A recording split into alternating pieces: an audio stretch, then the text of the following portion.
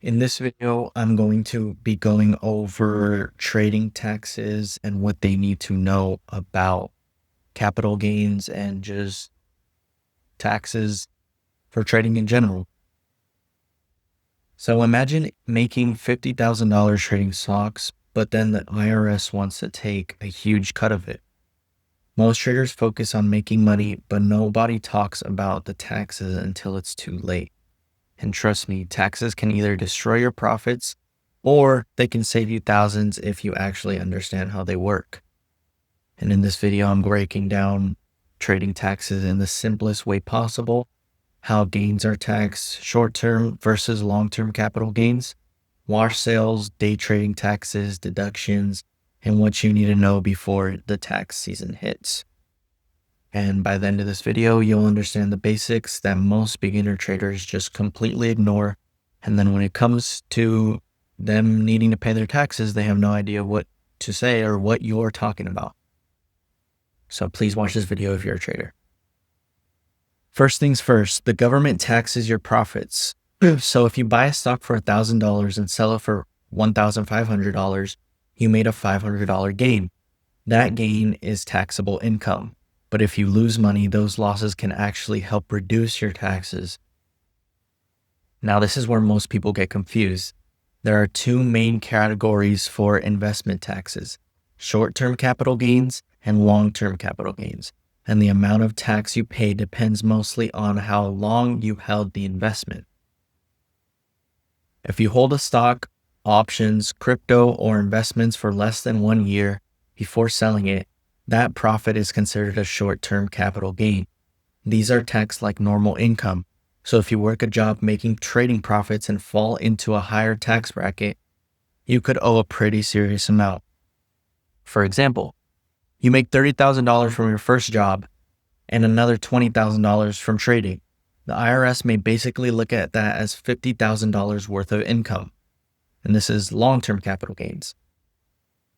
If you hold an investment for over 1 year before selling it, the tax rates are usually much lower. That's why long-term investors often pay significantly less than day traders or short-term capital gains. Long-term capital gains are rewarded because the government wants people investing long-term rather than constantly buying and selling.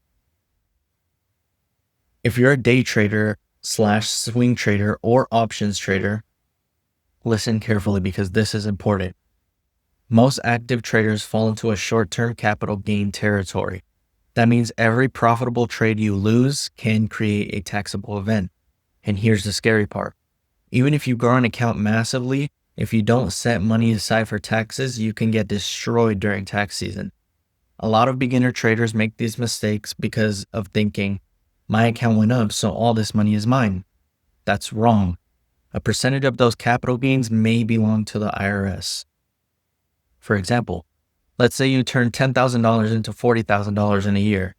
You technically made $30,000 in gains.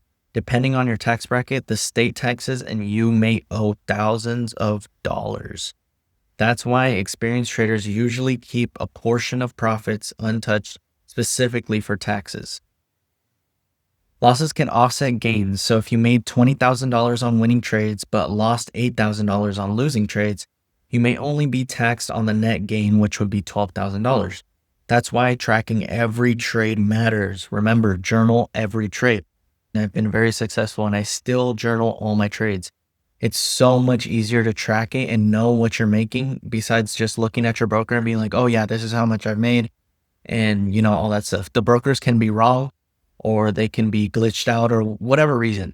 You need to journal your trades, how much you make, the percent, all that stuff. I do everything like that. I put the ticker symbol, I put how much I've made, I put the percent that I made, and on trims, if I lose, if I win, no matter what, I journal every single trade.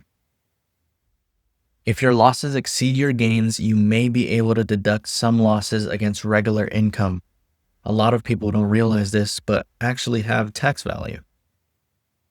Or losses actually have tax value, sorry. And then this is the wash sale rule. This is one of the most important rules traders need to understand, the wash sale rule.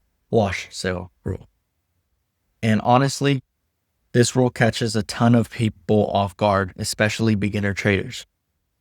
Let me explain. If you sell a stock for a loss and then buy the same stock back within 30 days, the IRS may disallow you that loss temporarily. So you can't repeatedly sell and rebuy something to farm tax write-offs. For example, imagine you buy a stock at $100, it drops to $80, you sell for a $20 loss, but then 2 days later you buy it again. That loss may become a wash sale. And if you don't understand this rule, your tax bill can end up very different than what you expected. And this is why traders need proper records and usually tax software or an accountant. And I get this question all the time. Should I make an LLC for trading? And the answer is maybe, but not always. For most beginner traders, trading in a personal brokerage account is completely normal. But full-time traders sometimes look into LLCs, S-corps, trader tax status, stuff like that, because there can be potentially big business and deductions and tax advantages. But this area gets more advanced, and you should absolutely talk to a CPA or a tax professional before setting any of that stuff up, not just copy random TikTok advice. And these are things you should track.